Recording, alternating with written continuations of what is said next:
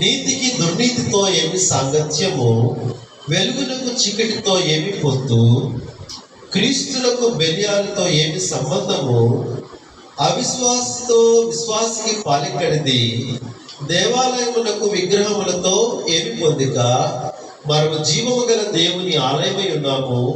అందుకు దేవుడు ఇలాగూ సెలవించున్నాడు, నేను వారిలో నివసించి సంచరింతును, నేను వారి దేవుడినై యుందును, వారు నా ప్రజలై యుందురు. కావున చూడండి, కావున మీరు వారి మధ్య నుండి బయలు వెడలి ప్రత్యేకముగా ఉంటుంది. This is what God wanted to live there. అంటే దేవుడు కోరుకున్నది అదే, వారి నుండి మీరు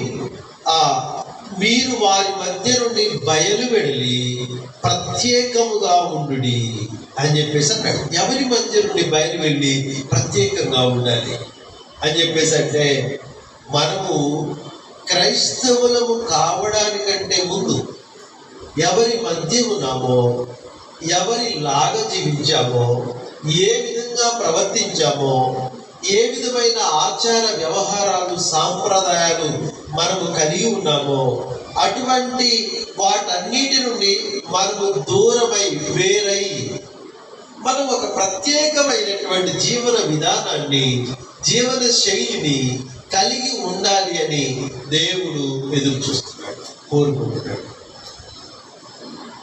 అదే మూర్ఖులకు ఈ తరము వారి నుండి వేరై రక్షణ పొందుడి అనేటువంటి దాని యొక్క భావన.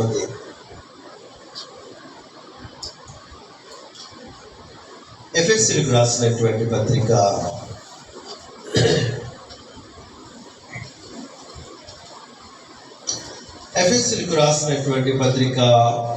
4వ అధ్యాయము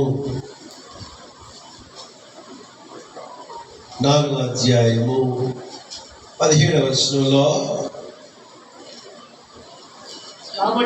కాబట్టి అన్యజనులు నడుచుకున్నట్లు మీరిక మీదట నడుచుకొనవలదని ప్రభువునందు సాక్ష్యమిచ్చుచున్నాను. వారైతే అంధకార సంబంధమైన మనస్సు గలవారై తమ హృదయ కాఠిన్యము వలన తమలోనున్న అజ్ఞానము చేత దేవుని వలన కలుగు జీవములో నుండి